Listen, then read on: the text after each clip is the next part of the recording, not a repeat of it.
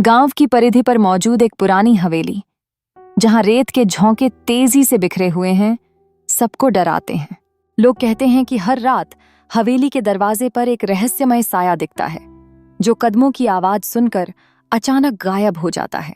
बच्चों से बुजुर्गों तक हर किसी के चेहरे पर हवेली का नाम सुनते ही एक अजीब सी दहशत छा जाती है। ये दहशत ताजा होती है, जैसे कल ही कुछ भयानक हुआ हो। किसी समय एक साहसी युवक अपनी जिज्ञासा को छिपाते हुए हवेली की ओर बढ़ता है। उसके दिल में एक अजीब सी धड़कन चल रही होती है, लेकिन उसके मन में साहस की एक चमक है। जैसे जैसे वह हवेली के पास पहुंचता है, उसे हवेली की दीवारों से फुसफुसाने की आवाज सुनाई देती है।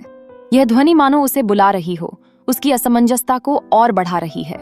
वह हवेली के दरवाजे को खोलता है और भीतर का दृश्य देखकर उसकी आंखें खुली की खुली रह जाती हैं।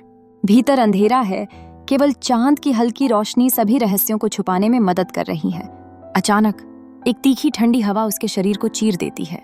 यह हवा मानो किसी अदृश्य ताकत का संकेत है।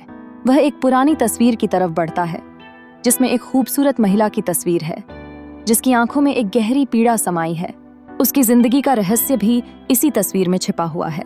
सभी दरवाजे अपने आप बंद हो जाते हैं और हवेली में एक भयावह सन्नाटा पसर जाता है। युवक को पता चलता है कि वह अकेला नहीं है।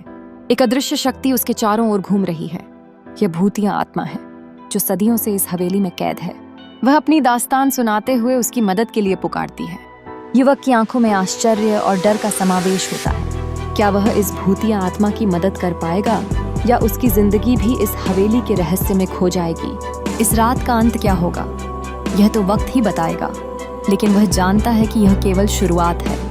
हवेली का रहस्य अब उसके गहरे सपनों में उतरेगा और वह कभी भी सामान्य जीवन में लौट नहीं पाएगा। हिम्मत भरे कदमों से उस रात का सामना करते हुए युवक को ये एहसास होता है कि कभी-कभी कुछ रहस्य अनसुलझा रहना ही बेहतर होता है।